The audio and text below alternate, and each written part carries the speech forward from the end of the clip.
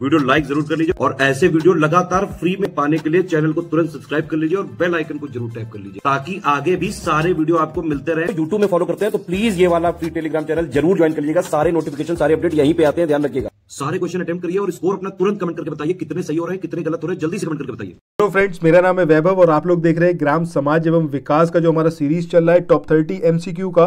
अब ये 13th video है। प्रीवियस वीडियोस को देखने के लिए आपको प्लेलिस्ट में जाना होगा, वहां पर आपको प्रीवियस सारे वीडियोस मिल जाएंगे। हर एक वीडियो को देखिए और उसमें जितने क्वेश्चंस आपसे पूछे जा रहे हैं हर एक क्वेश्चन का रिप्लाई जरूर करिएगा और साथ ही जो आपका स्कोर रहे वो स्कोर भी मेंशन करिएगा कमेंट सेक्शन में। सो आइए स्टार्ट करते हैं आज के अपने इस वीडियो को। तो यहाँ पर जो पहला क्वेश्चन है जिसमें आपको 2 स्टेटमेंट दे रखे हैं, आपको बताना है कि कौन सा स्टेटमेंट यहाँ पर सत्य है। पहला यहाँ पर स्टेटमेंट है कि सामंतवादी कृषि प्रणाली में भूमि काश्तकार को पट्टे पर दी जाती है जिसके बदले में उससे किराया लिया जाता है। वहीं अगर बात करें हम पूंजीवादी कृषि प्रणाली की तो इसमें बड़े किसान अपनी भूमि पर कृषकों से खेती कराते हैं। तो ये 2 यहाँ पर स्टेटमेंट दे रखे हैं, आपको बताना है कि कौन सा स्टेटमेंट यहाँ पर ट्रू है।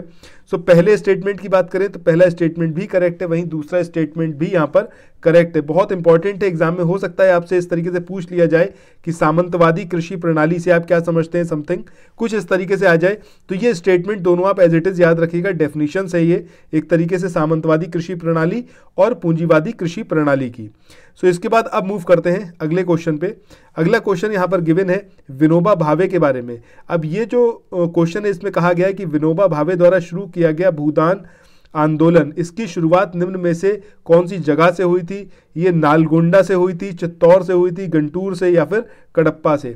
तो सही आंसर क्या होगा आपका? नालगोंडा। ठीक है, तो ये काफ़ी इंपॉर्टेंट है विनोबा भावे का भूदान आंदोलन। अब ये कौन से ईयर में स्टार्ट हुआ था ये कमेंट सेक्शन में आप लोग मुझे बताइएगा। देखते हैं आपको कितना कुछ इसके बारे में पता है। इसके बाद अगले क्वेश्चन की बात करें, यहाँ पर बात हो रही है नक्सलवादी आंदोलन। अब इसकी शुरुआत कौन से ईयर में हुई? 1965 में, 66 में, 67 में या फिर 68 में? तो ये 1966, 67, 68 या फिर 65। तो यहाँ पर सही आंसर क्या होगा? 1967। ज़रूर याद रखिएगा इसके बारे में, ये भी इंपॉर्टेंट है। इसके बाद नेक्स्ट क्वेश्चन आता है आपका कि निम्न में से किस राज्य सरकार से संबंधित है बरगा ऑपरेशन? इससे रिलेटेड मैंने क्वेश्चन आपसे पहले भी पूछा है और यहाँ पर मैं आपको बता रहा हूँ कि वेस्ट बंगाल से रिलेटेड है। और बरगा जो ऑपरेशन था इसके बारे में कई सारे जो हमारे व्यूवर हैं इन्होंने बताया भी था, इसका रिप्लाई किया था इसके बारे में। That's very nice. देखिए आप लोगों का जितना यहाँ पर रिस्पॉन्स आएगा उस रिस्पॉन्स से तो समझिए बड़ा एनर्जेटिक फील आता है। ठीक है, मतलब लगता है कि आप अगर वीडियो बना रहे हैं तो वो कुछ सार्थक सिद्ध हो रहे हैं, किसी का कुछ उसके अंदर फायदा हो पा रहा है। मतलब मेरा जो काम है वो अगर आप लोगों को हेल्प कर रहा है, आपकी स्टडीज़ में हेल्प कर रहा है तो अच्छा लगता है ये देख के, और आप लोगों का रिस्पांस भी मिलता है तो काफ़ी एनर्जेटिक फील होता है और वीडियोस बनाने का मन करता है। सो ये ज़रूर काम करते रहिएगा। अच्छा, अगले क्वेश्चन पे चले। सामुदायिक विकास योजना जो है ये भारत में कौन से वर्ष में प्रारंभ की गई? यानी कि कम्युनिटी डेवलपमेंट स्कीम 1948 में, 50 में, 52 में या फिर 56 में? तो सही आंसर क्या आएगा? 1952 यानी कि 1952। इसके बाद अगले क्वेश्चन की बात करें, यहाँ पर बात हो रही है स्टेटमेंट आपको दे रखे हैं जिसमें आपको बताना है कि कौन सा ट्रू स्टेटमेंट है। पहला स्टेटमेंट है भारत एक कृषि प्रधान देश है और यहाँ की जो आबादी का एक बड़ा हिस्सा है वो कृषि पर निर्भर करता है। दूसरा स्टेटमेंट है ग्राम विकास में गाँव में आय के अवसरों को बढ़ाना शामिल है, चाहे इसके लिए पर्यावरण को ही हानि क्यों ना पहुंचे। तो देखिए पहला स्टेटमेंट तो ऑब्वियस सी बात है सही है, क्योंकि इंडिया जो है एग्रीकल्चर स्टेट है और यहाँ पर बहुत बड़ी संख्या में जो जनता है वो गांव से रिलेटेड है, डायरेक्टली गांव में ही रहती है और कृषि पर निर्भर करती है। वहीं अगर दूसरे स्टेटमेंट की बात करें जहाँ पर बात हो रही है ग्राम विकास में गाँव में आय के अवसरों को बढ़ाना शामिल है, एकदम सही बात है। लेकिन यहाँ पर जो ये बोला गया है कि पर्यावरण से कॉम्प्रोमाइज़ भी कर सकते हैं, ये एकदम गलत है, क्योंकि कभी भी एनवायरनमेंट से कॉम्प्रोमाइज़ करके डेवलपमेंट करना मतलब अपने लिए और नुकसान करवाना है। ठीक है, तो ये तो बिल्कुल यहाँ पर गलत दिया हुआ है। तो इस तरीके से पहला स्टेटमेंट ही यहाँ पर सही आएगा। इसके बाद चलते हैं नेक्स्ट क्वेश्चन पे। अगला क्वेश्चन है सूर्य मित्र योजना के संबंध में यहाँ पर कौन से कथन है जो कि सत्य है? पहला यहाँ पर है कि सूर्य मित्रों का काम सौर उपकरणों का प्रचार प्रसार करना है, बिल्कुल सही बात है। दूसरा स्टेटमेंट है सूर्य मित्र बनने के लिए न्यूनतम शैक्षिक योग्यता स्नातक रखी गई है, ये भी यहाँ पर एकदम सही है। दोनों ही स्टेटमेंट यहाँ पर करेक्ट है। कमेंट सेक्शन में ये बताइएगा कि ये जो सूर्य मित्र योजना थी इसको कब से स्टार्ट किया गया, कब इसको लॉन्च किया गया, इसका ईयर क्या था, ये कमेंट सेक्शन में आप लोगों से एक्सपेक्टेड है कि आप लोग यहाँ पर रिप्लाई करेंगे।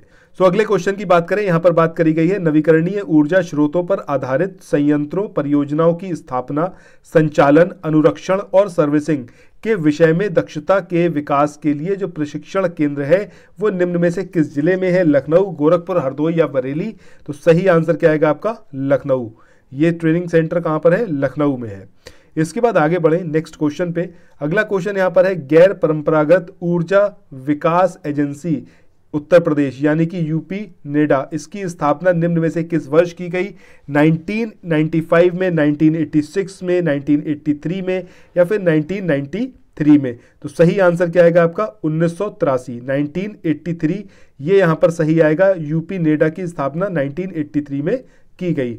अगला क्वेश्चन है कपार्ट, इसका जो अध्यक्ष है ये कौन होता है? मुख्यमंत्री होते हैं, सचिव स्तर का अधिकारी होता है, राज्य कृषि मंत्री होता है या फिर केंद्रीय ग्राम विकास मंत्री? तो देखिए यहाँ पर जो सही आंसर आएगा वो क्या आएगा? Union minister of rural development. ये जो है ये चेयरमैन होते हैं कपार्ट के, बहुत इंपॉर्टेंट। बाद अगला क्वेश्चन है यहाँ पर हरित क्रांति के संदर्भ में दिए गए कथनों पर विचार करिए और जो सही कथन है उसको चूज करना है। पहला यहाँ पर स्टेटमेंट है नॉर्मन बोरलॉग को इसका जनक माना जाता है, बिल्कुल सही बात है। वहीं दूसरा कथन है यहाँ पर कि भारत में हरित क्रांति का जनक MS स्वामीनाथन को माना जाता है, तो ये वाली बात भी यहाँ पर सही है। और आई थिंक कि आप लोगों को ये क्वेश्चन ऑलरेडी पता होगा, तो सही क्या आएगा आपका? दोनों। ये विकल्प यहाँ पर आपका सही आएगा। इसके बाद आगे बढ़ते हैं अगले क्वेश्चन पे। क्वेश्चन नंबर 12 यहाँ पर है ड्रॉट प्रोन एरिया प्रोग्राम यानी कि DPAP, ये जो भारत सरकार ने स्टार्ट किया तो कौन से ईयर में करा? 1963, 64 में, 1973, 74 में, 83, 84 या फिर 95, 96? तो सही आंसर क्या आएगा? 1993। तो सही आंसर क्या आएगा? 1973, 74। जरूर याद रखिएगा, 73, 74। इसके बाद आगे बढ़ते हैं अगले क्वेश्चन पे। अगला क्वेश्चन यहाँ पर है अखिल भारतीय ग्रामीण समीक्षा समिति जो कि 1969 में बनी थी, इसके संदर्भ में यहाँ पर आपको स्टेटमेंट दिए हुए हैं, बताना है कि कौन सा यहाँ पर ट्रू है।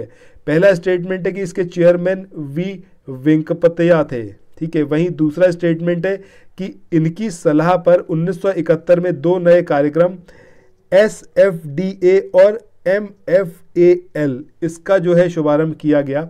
तो अब आपको बताना है कि कौन सा यहाँ पर सही है।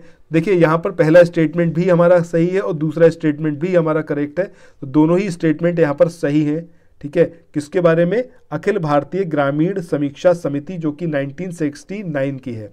इसके बाद आगे बढ़ते हैं अगले क्वेश्चन पे। अगला क्वेश्चन है यहाँ पर मार्च 2021 में उत्तर प्रदेश के किस जिले में वनवासी समागम कार्यक्रम आयोजित किया गया? क्या ये ललितपुर था, सोनभद्र था, श्रावस्ती था या फिर ये महाराजगंज था? तो इसका जो सही आंसर आएगा वो क्या आएगा आपका? सोनभद्र। इसके बाद अब मूव करते हैं अगले क्वेश्चन पे। अगला क्वेश्चन जो यहाँ पर दिया हुआ है वो है आपका निम्न में कौन से ग्राम विकास के उद्देश्य हैं? अब इसमें जीवन स्तर में सुधार, ऑब्वियस सी बात है, सही है ये। दूसरा है समान अवसर सबको देना, ये वाली बात भी सही है। तीसरा यहाँ पर है लोगों के क्षेत्र के विकास में भागीदारी बढ़ाना, ये भी यहाँ पर सही है। तो हमारा जो आंसर आएगा वो क्या आएगा? सभी। ऊपर जो तीनों स्टेटमेंट दे रखे हैं तीनों के तीनों यहाँ पर ग्राम विकास के उद्देश्य हैं। अच्छा, इस वीडियो में अब आगे बढ़े इससे पहले एक रिक्वेस्ट है आप लोगों से कि अगर आपने अभी तक हमारे चैनल को सब्सक्राइब नहीं करा है तो सबसे पहला काम तो आपको यही करना है कि चैनल को सब्सक्राइब करिए। और एक बार जब चैनल सब्सक्राइब कर लें इसके बाद आप तुरंत जो है स्टडी फॉर सिविल सर्विसेज जो हमारा पेरेंट चैनल है उसको ज़रूर ज्वाइन करिए। क्योंकि अगर आप मतलब किसी भी एग्ज़ाम की तैयारी कर रहे हैं, सपोज अगर आप लेखपाल की तैयारी कर रहे हैं, PCS की तैयारी कर रहे हैं या फिर आप वीडियो की तैयारी कर रहे हैं या फिर उत्तराखंड के किसी एग्ज़ाम की तैयारी कर रहे हैं, तो ये जो स्टडी फॉर सिविल सर्विसेज का हमारा प्लेटफॉर्म है इस पर आपको हर एक एग्ज़ाम के लिए बेहतरीन कंटेंट मिलेगा।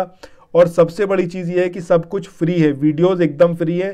तो सबसे पहले जाकर आप वो ज्वाइन करिए और कम से कम अपने 5 से 10 दोस्तों के बीच में ज़रूर हमारे लिंक को शेयर करिए। अदरवाइज आप स्टेटस जो है आपका व्हाट्सएप का उसमें भी हमारे वीडियोस के लिंक को लगा सकते हैं।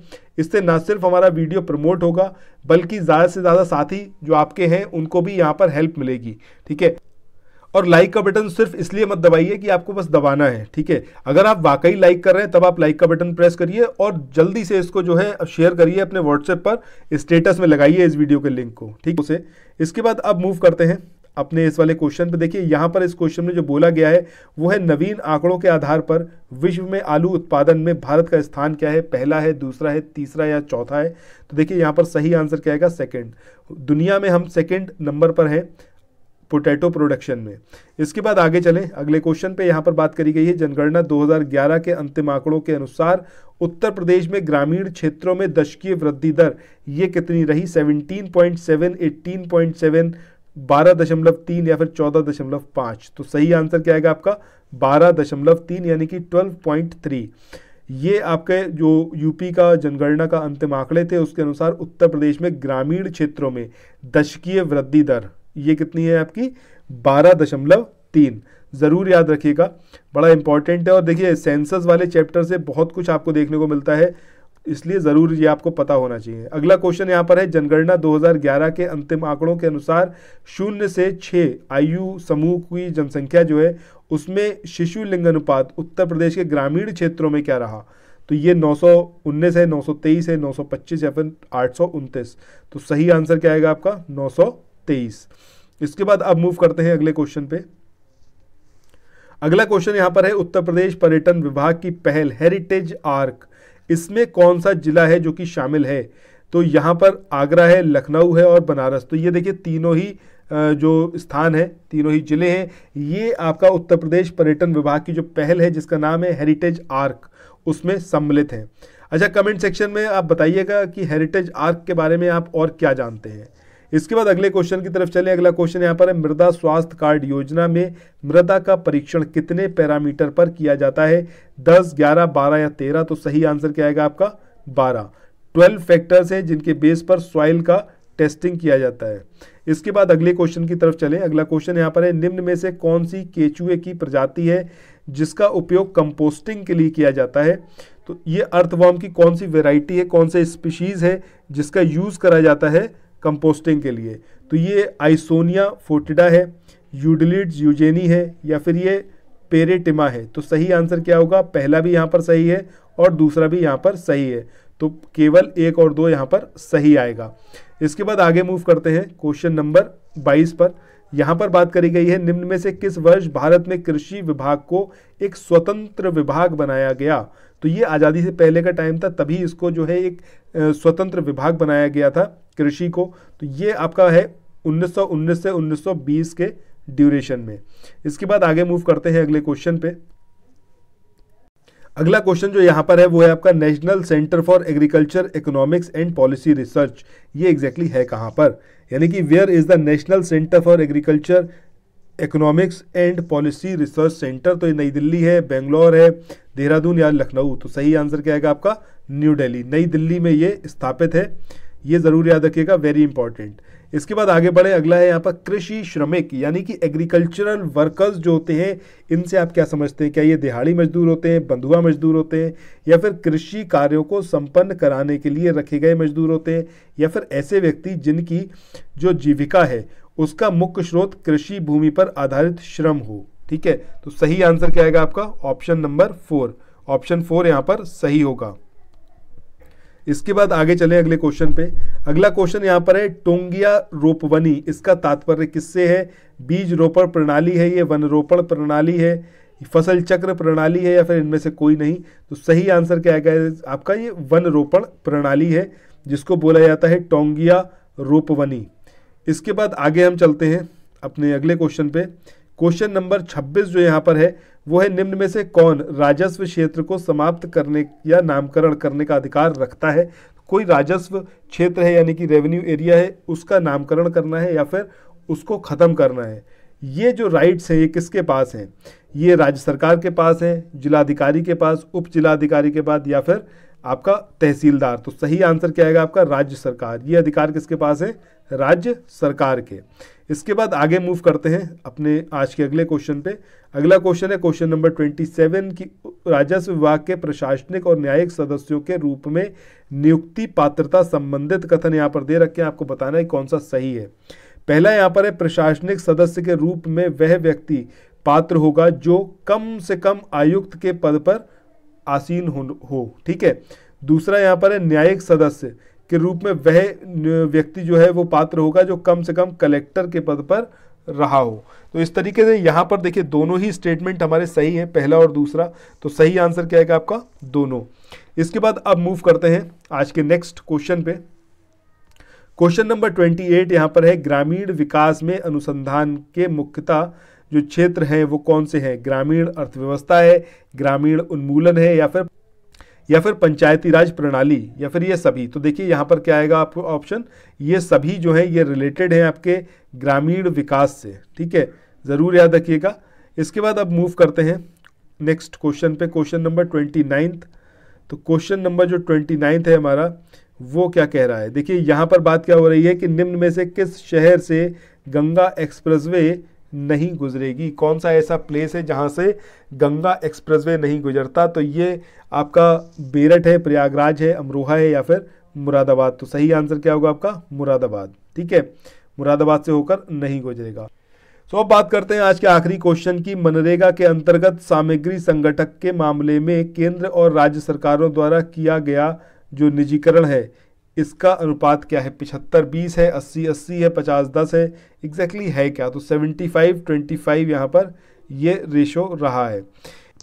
सो दोस्तों, इसी क्वेश्चन के साथ में इस वाले वीडियो को यहीं पर एंड करते हैं। आपको ये सेशन कैसा लगा कमेंट सेक्शन में जरूर बताइएगा, और पसंद आए तो ज़्यादा से ज़्यादा इसको शेयर करिएगा। फिर मिलते हैं नेक्स्ट वीडियो में। Till then, thank you so much, have a nice day, bye bye.